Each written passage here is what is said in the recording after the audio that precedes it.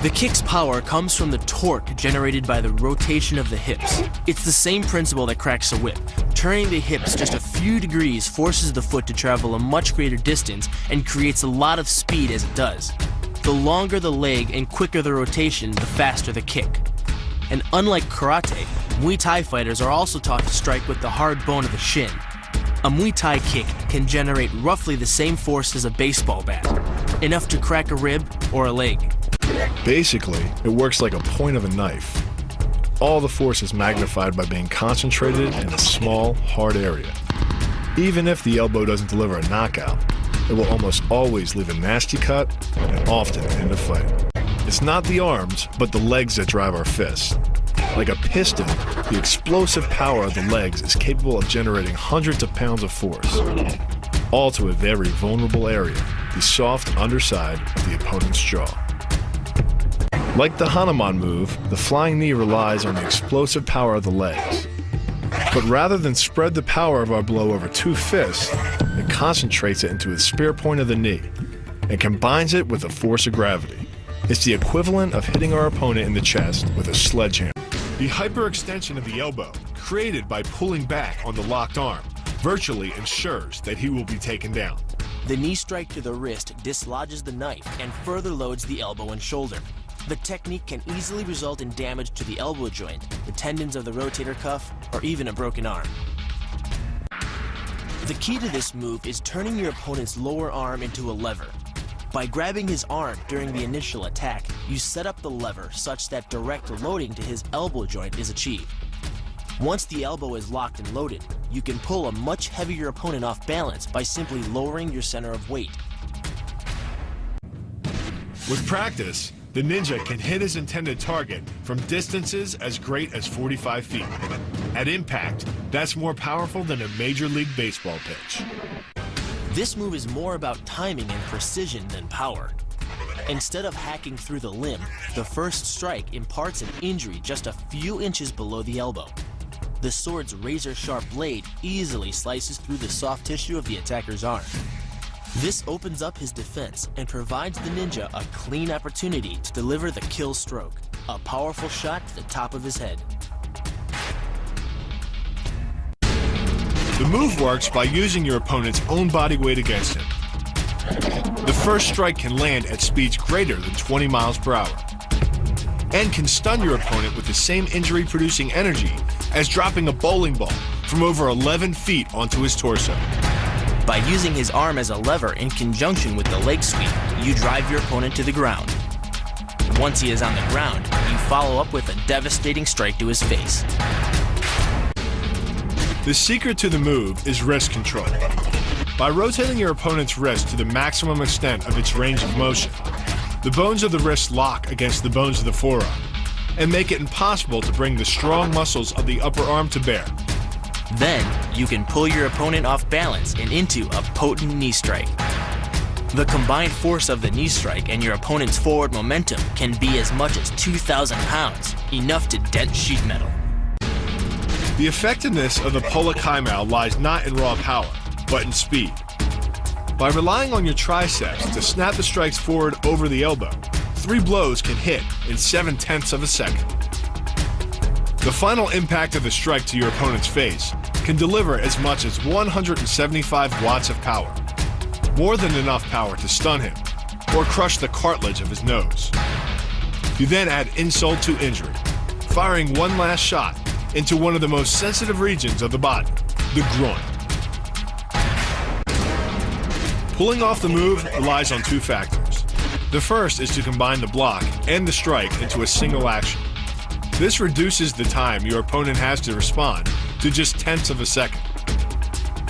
But the real focus is to aim your strike at the throat. Because as little as 76 pounds of force can collapse the larynx, the strike doesn't need to deliver a lot of force to be deadly. One blow like this and the fight is over. Energy needed to throw an opponent can more than double, but performed correctly, Uchimata requires almost no energy, yet it can deliver up to 5,000 pounds of force. If it weren't for the mat, a throw like Uchimata would be enough to cause serious injury or even paralysis. You use the strength of your legs to maintain your dominant position while you secure the choke. Just a few pounds of pressure on the collar of his gi is enough to reduce the blood flow to the brain to a trickle and end the match. Hold this move for 10 seconds and the fighter will black out. Hold it just a bit longer and he's dead. By bending the elbow across the fulcrum of your hips, you're subjecting the weak joint to the leverage of two strong forces: the pull of your thighs on his shoulder and your hands on his wrists. As little as 1,000 pounds of force can be enough to destroy the elbow. The leverage of the armbar can supply much more than that. The sacrifice throw is a simple lesson in conservation of energy. The stronger the opponent attacks, the further he gets thrown. It works like a catapult, where your opponent's momentum supplies the counterweight. The faster he's going, the further he's going to fly. And the harder he's going to land. That land with the side, ball, or top of the foot. The gastresin uses the heel to deliver the blow. This alignment of the heel, ankle, lower leg complex channels some 2,000 pounds of force into the opponent. More than enough to break a baseball bat. The higher you can lift your opponent in this move, the faster he'll hit the ground. It's not just your force working against him. His acceleration due to gravity can mean his head hits the ground with a 3,500-pound impact. On a hard surface like concrete, this is more than enough to cause a serious brain injury. First, the opponent's arm works as a lever to optimize your control. Second, your own back serves as a pivot point for the throw. The strength and stability of your back allows you to throw a much heavier opponent than in a move that requires you to lift him. This move uses your opponent's arm as a lever working against him. The greater the torque on his shoulder, the greater the pain inflicted. And exceeding the joint's normal range of motion causes more than just pain. The soft tissue, muscles, and the bone can all be seriously damaged by this pressure. The goal of this lock is to stretch the tendons at the top of the foot to the breaking point. The strongest tendons have a tensile force threshold of just over 400 pounds.